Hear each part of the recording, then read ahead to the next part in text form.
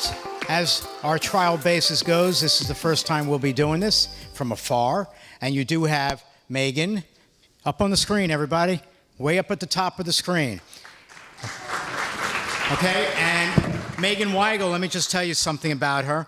Megan is the Doctor of Nursing Practice. She's got the degree in Doctor of Nursing Practice. She's been a nurse practitioner for over 16 years. Her affiliations, she's president of the International Organization of MS Nurses, co-founder of the OMS Yoga, member of Health Advisory Committee, North Florida chapter of National MS Society. She's the recipient of the Hope Award, North Florida chapter of the National MS Society. Megan is a fellow in integrative medicine at the University of Arizona. And again, let's welcome Megan. Everybody, thank you for doing this today. It's your turn, Megan. Hi, everybody. Good morning. I appreciate, first of all, so much Stu and Bill and Jennifer and everybody working with me to get me live with you guys. Some of you may know I have a 9-month-old baby, and he has decided to have hand, foot, and mouth and an ear infection this week. So it's been a challenge, but we've been really lucky to be able to do this. Sometimes technology is a menace, and many times it's wonderful, and this is one of those wonderful times. It's very odd that I can't see you, and I feel like I'm smiling into a little window. So I appreciate you working with me, and we'll get going because we've got a short amount of time to talk about some very important things. Going to talk about the unpredictable part of living with multiple sclerosis, of which you guys are really familiar, and also how you can create some predictability in your life through wellness strategies. So the objectives of today, I'm going to skip over the basics of MS. I'm sure Dr. Nagrosky did a great job doing that with you. I'm going to discuss relapses and pseudo-relapses, as well as common symptoms in MS and their management, and then move on to discussing lifestyle issues that are important to living your best life with MS. MS basics, you guys could give this talk. Like I said, I'll skip over this slide. And we'll move on to one of the most unpredictable things in MS, and that is relapse and pseudo-relapse. I know that many of you probably worry about when you will have a relapse or if you will ever have another one. Will you completely recover from it? How will it be treated? Will your life change afterwards? So a relapse is a new neurological symptom or increased severity of an old neurological symptom that lasts longer than 24 to 48 hours. And it can't be explained by something else. So you don't have a concurrent infection. You haven't been at Disney World for 3 days with your children. You don't have a fever. You're not overly fatigued or overly stressed. And how do we treat a relapse? Well, we offer medication to shorten the duration of a relapse. And that medication is usually steroids or adrenocorticotropin hormone. So steroids can be given IV or they can be taken very high dose orally. ACTH can be given subcutaneously or in the muscle. Very rarely we'll use plasma exchange. This is reserved for severe relapses, not responsive to steroids. And some people use IVIG less frequently for others who are not responsive to steroids. I think it's important for people to understand that steroids shorten the duration of a relapse. They don't change your recovery potential.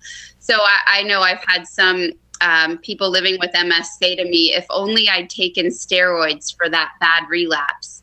And I try to reassure them, because many people don't tolerate steroids or even ACTH well due to side effects, that taking steroids makes you get better faster, but how better you're going to get at the end of your relapse is the same, with or without treating with steroids.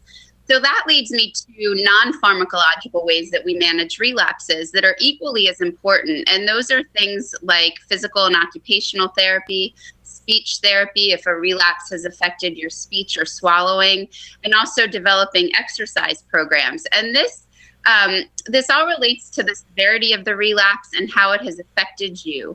So if a relapse has affected your walking or your balance or your strength or your eye movements, you might need some rehabilitation therapy to get you back on track. Additionally, if you have increased numbness or pain or discomfort, then adjustment of medications for your symptoms can happen. So what's a pseudo-relapse? How do you know the difference? A pseudo-relapse is an increase in severity of a neurological symptom, and it's caused by something else. So it's caused by that infection like UTI or flu or cold or bronchitis or fever. It's caused by over-exercise. It's caused by increased stress or fatigue. UTIs are usually the most common form of pseudo-relapse in MS because people with MS are more prone to them, and they don't necessarily cause the typical urinary tract symptoms.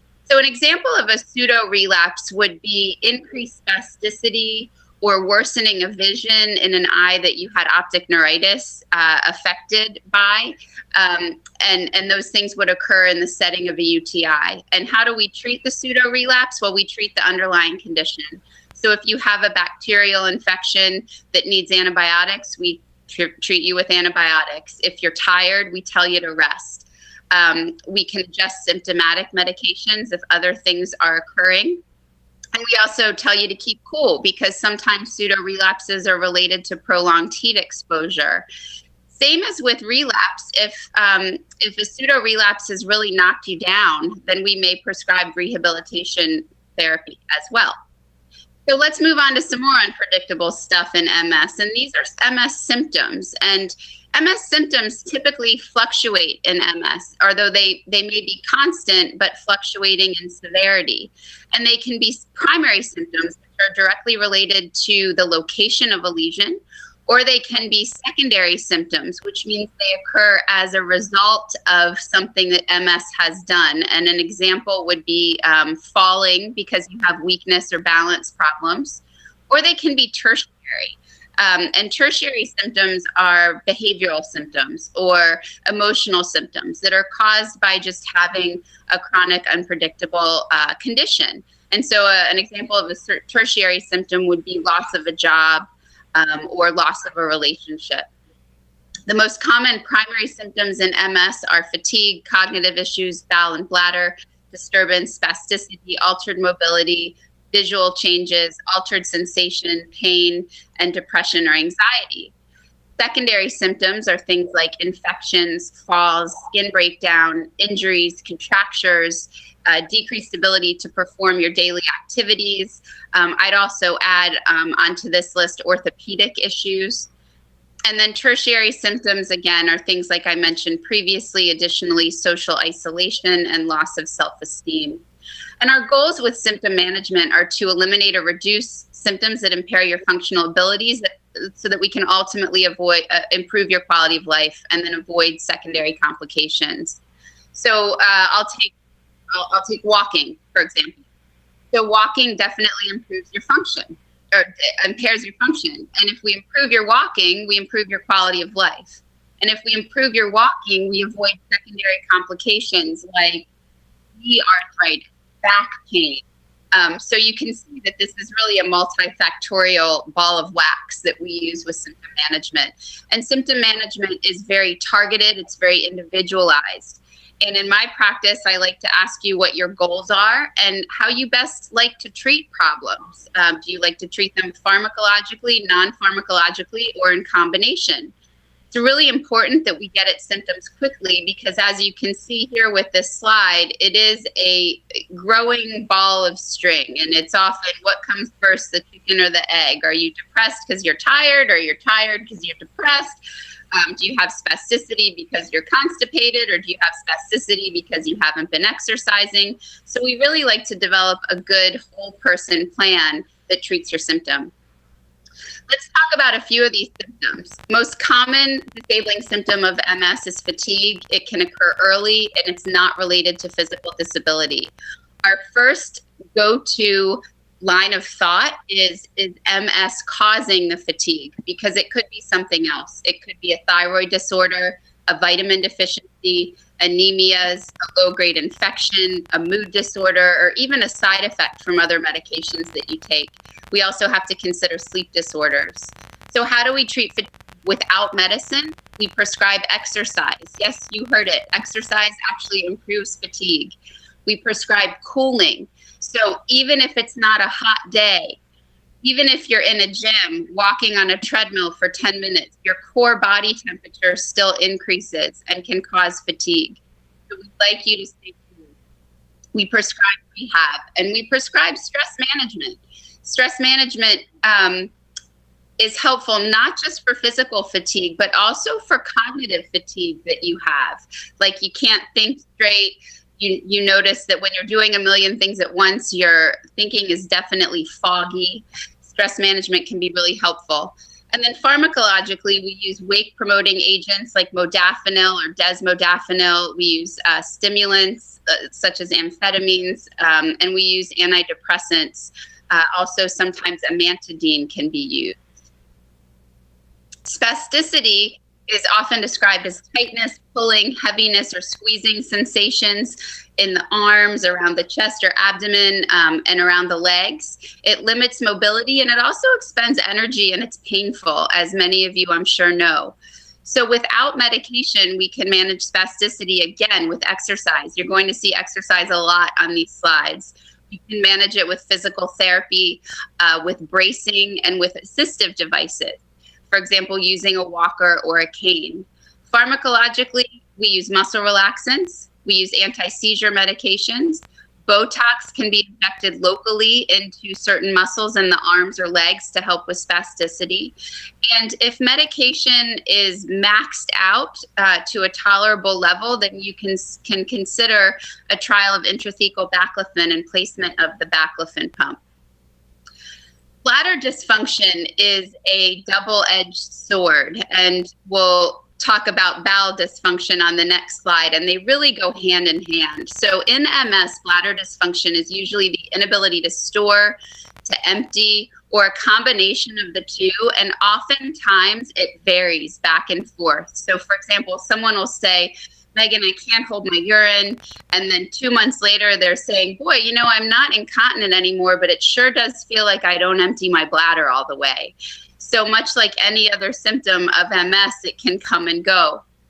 Non-pharmacologically, there are a lot of things that you can do to manage bladder dysfunction, particularly if it's really early on.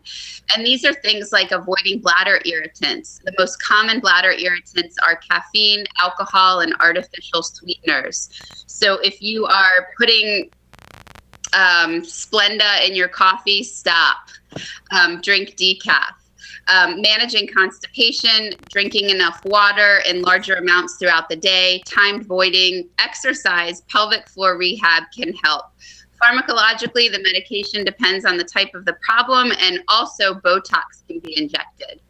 Bowel dysfunction is usually constipation, less likely diarrhea. Fecal incontinence is rare, but happens. And I'll tell you what, folks, right here now, you're going to have to drink more water. It's going to help your bowels and your bladder. You need to eat a healthy diet, and you need to eat more fiber. Avoid depending on enemas. Okay, I just sped up because they told me I had 9 minutes left, and it's been corrected to 19. I was a little freaked out. Yay, we can talk about bowels for a little longer. Avoid depending on enemas and suppositories, as they can damage the rectal wall and the muscle, and they can actually make your problem worse. And once this has happened, there is no going back.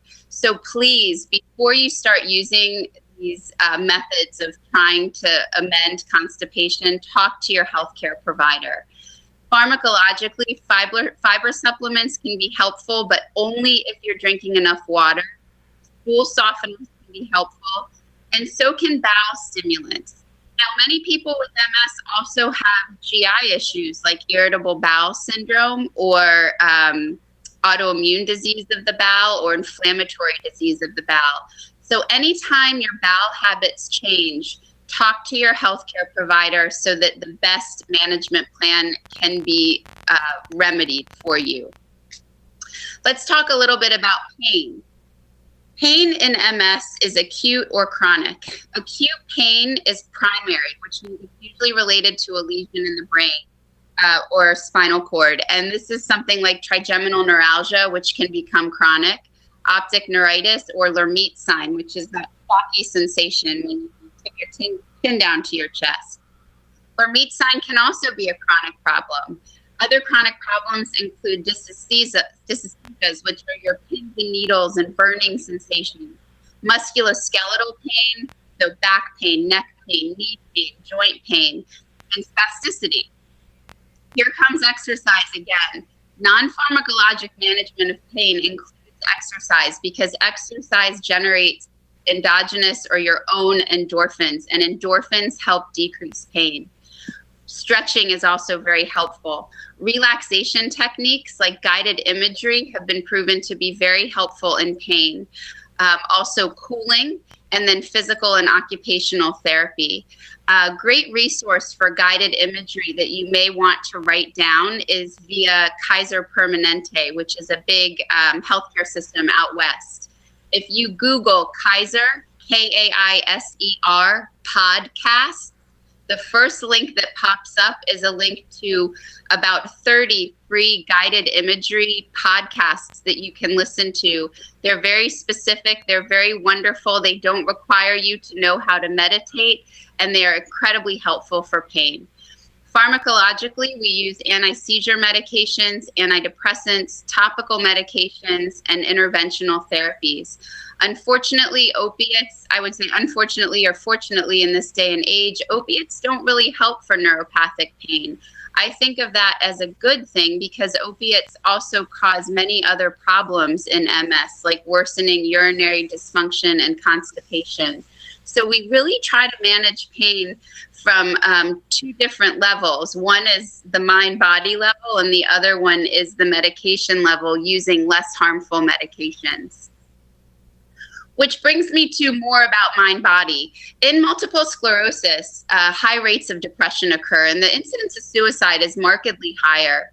You can read about the symptoms of depression here. You don't always have to feel melancholy to meet the criteria for diagnosing depression.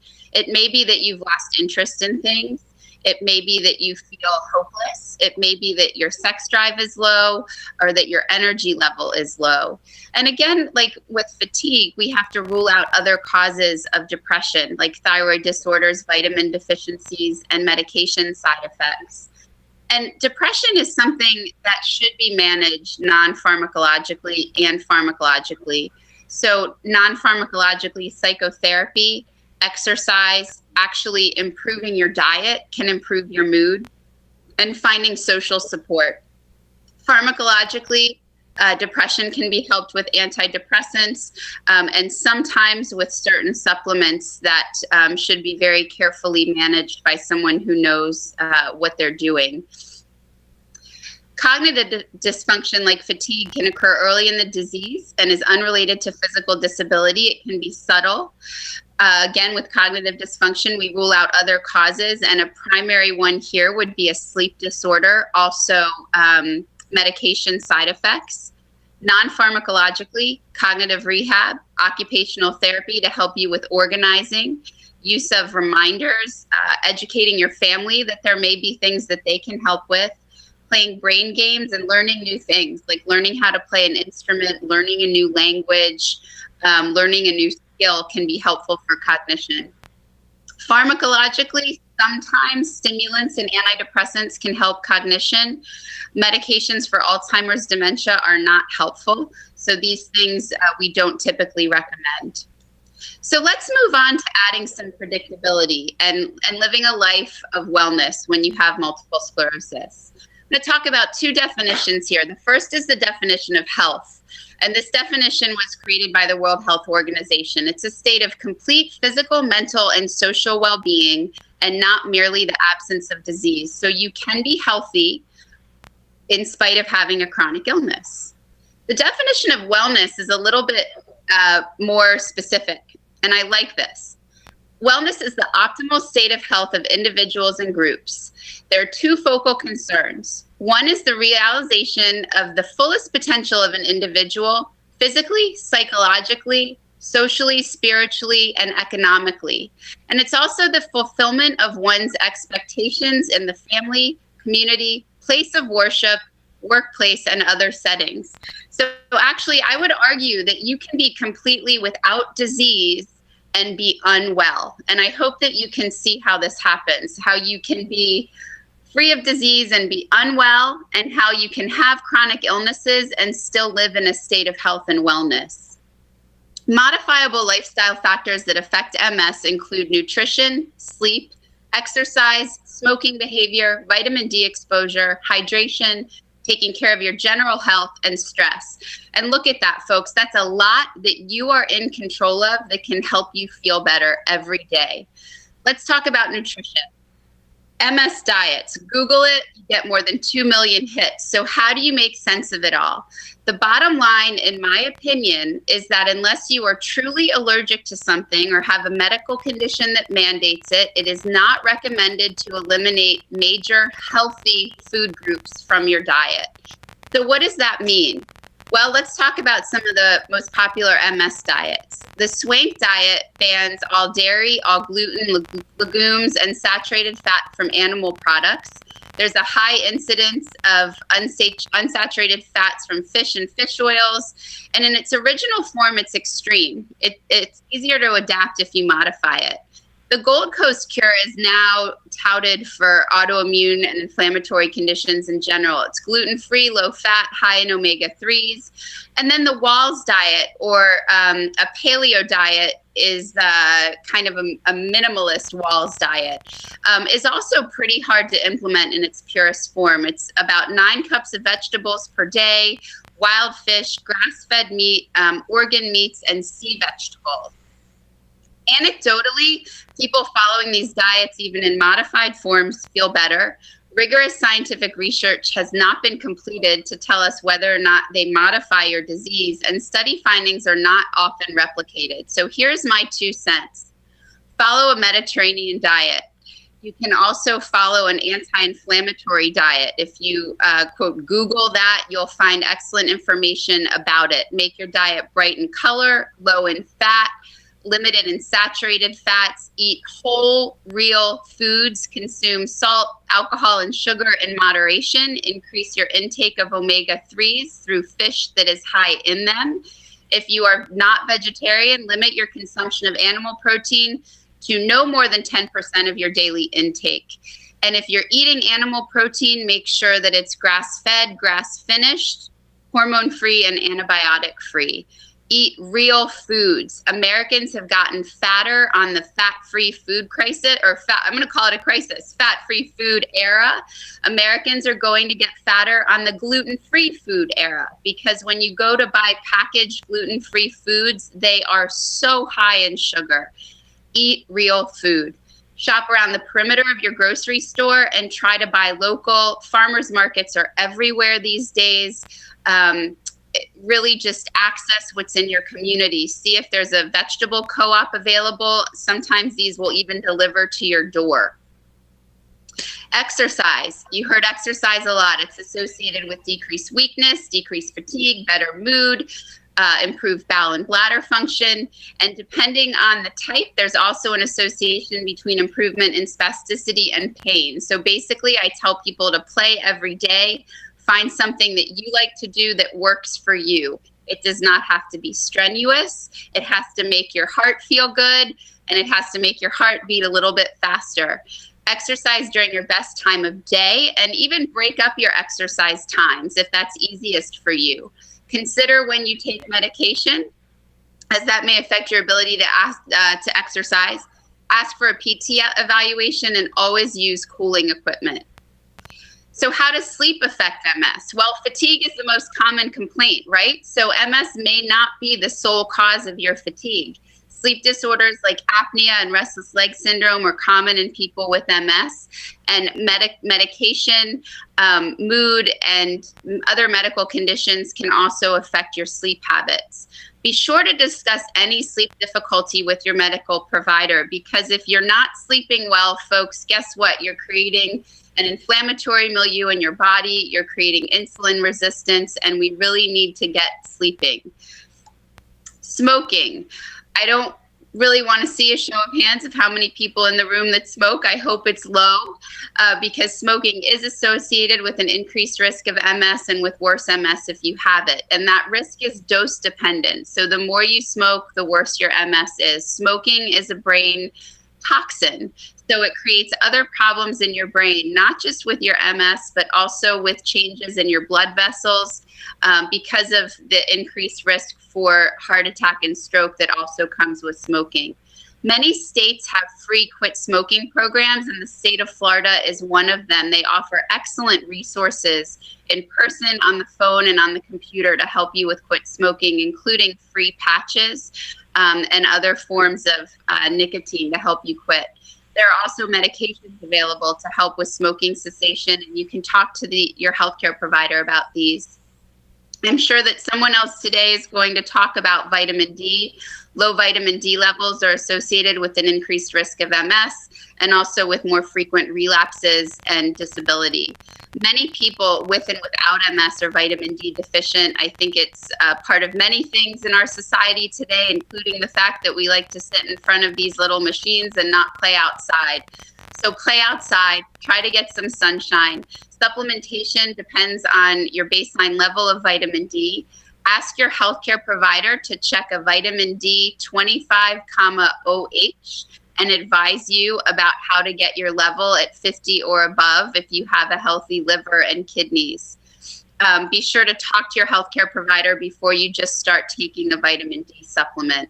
Hydration, double-edged sword. People restrict water to avoid accidents. This creates constipation. This creates dehydration. This increases your risk of spasticity, UTI, fatigue, and cognitive dysfunction. Your goal is 64 ounces of water per day. Put some fruit in it. Don't sweeten it. Start to like it and gradually work your way up on your daily dose of water. Let's talk about general health, MS and lifespan. People with MS have, in general, about 7 years less life than others due to complications of MS and other medical conditions that are preventable. So what do you need to do? Well, we talked a little bit about health and wellness. Preserve your general health. See your healthcare provider, your primary care doctor. See your primary care doctor yearly for a general physical, and more frequently if you have other medical conditions. Maintain your other medical conditions. People with vascular problems have worse MS. So if you have diabetes, high blood pressure, high cholesterol, coronary artery disease, or a history of stroke, please take your medications as prescribed and make sure you're getting checkups. Wellness behaviors are excellent ways to preserve your health. Wellness behaviors include taking care of your mind, body, and spirit, eating a healthy diet of whole non-processed foods with mostly vegetables in that diet, finding an exercise program that you enjoy, and participating in a spiritual practice. I want to talk a little bit about stress as we end the program here, because I don't know a single person that would not say that they don't have stress in their life. Stress increases bad hormones in your body. It increases inflammatory chemicals, and it impairs the immune response. Studies regarding significant stressors as causes of an MS event are conflicting. However, significant negative stressors in MS have been associated with increased MRI activity in one study. Stress is likely to be associated with a relapse if it's significant enough. And here's a nice little curve that I like to show people, because you can see that it's very easy to go from doing what you love, becoming motivated and focused and at your peak performance, and then just doing a little too much of it and becoming fatigued, exhausted, sick, and developing disease. So we need to find a good way to stay in that green side over on the left-hand side of the graph. Stress management basically wraps up wellness in a neat little package, because if your stress level is lower, it's much easier to take care of yourself, and it's much easier to participate in healthy behaviors. So how do you do that? Mental health suggestions include journaling, counseling, meditation. A couple of apps that I like are Insight Timer and Headspace. Spirituality, finding a regular spiritual practice, whether for you that is participating in a church community or in a prayer community or in a yoga community. Finding a regular spiritual practice helps to decrease stress. And that community word is really important. Finding friends, your family, and exercise groups, support groups, blogs like Stu's blog that provides you with reputable information about multiple sclerosis are all important in managing stress. So with that, I think I have a few minutes to spare, and I'll leave you with a little bit of aloha for you from my heart with this awesome rainbow in my favorite place in the whole wide world.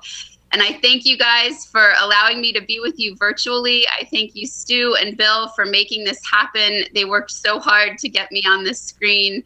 And it's just a blessing that we have the ability to be together like this. I think I'll be back for questions later on today. And I hope you guys enjoy your break and Dr. Boster's talk. Thanks. Thank you, Megan.